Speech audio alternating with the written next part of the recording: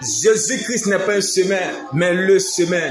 Vous passez par la gauche et vous autres par la droite. Vous tomberez sur Jésus-Christ au carrefour. Viens voir, va et raconte. La parole de Dieu est la seule telle solide sur laquelle nous pouvons nous tenir.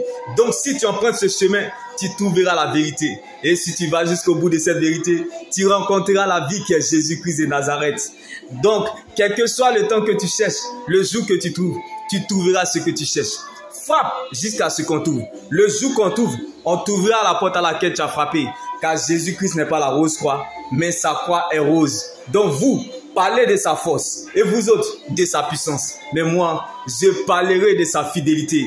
Car il n'est pas footballeur, mais il a marqué l'humanité.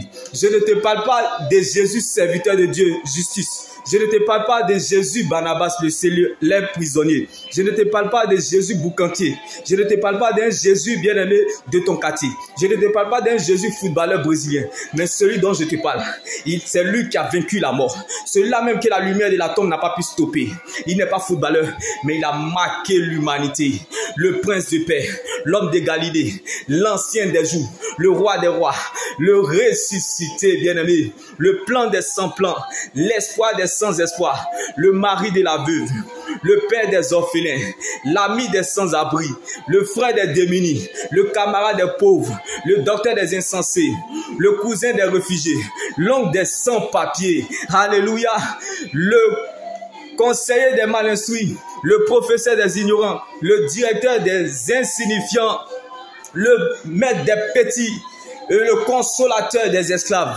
Je ne sais pas pour toi, je ne connais pas ta situation, je ne sais pas là où tu te situes, mais Jésus-Christ, sa place dans ma vie n'est pas négociable. Donc je ne veux rien sans lui, car il n'y a pas deux places dans le cercueil. Donc personne n'écrira ton histoire à ta place.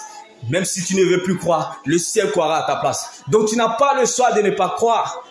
Car devant tous les problèmes, je les oppose à mon Dieu. Car en face de tous les défis, il se rend compte qu'il est concerné. Jésus-Christ de Nazareth.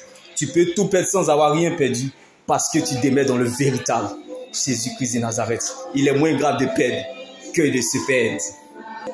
Alors ne laisse personne te priver de ton éternité, qui est l'enjeu majeur de ton existence. Reste focalisé sur le Seigneur Jésus-Christ seul, car la preuve, la valeur et la raison de ton existence, c'est ton salut en Jésus-Christ. Il est impossible pour un réfugié de se retrouver à la royauté, car la royauté ne se vit pas à l'extérieur, mais plutôt à l'intérieur du royaume, dans sa parole. Alors que ta foi ne s'appuie pas sur les émotions ou les sentiments, mais plutôt sur ce que Dieu dit, sa parole. Que ta foi soit ferme, dans une fidélité absolue, dans la persévérance soutenue par une adoration agréable à Dieu.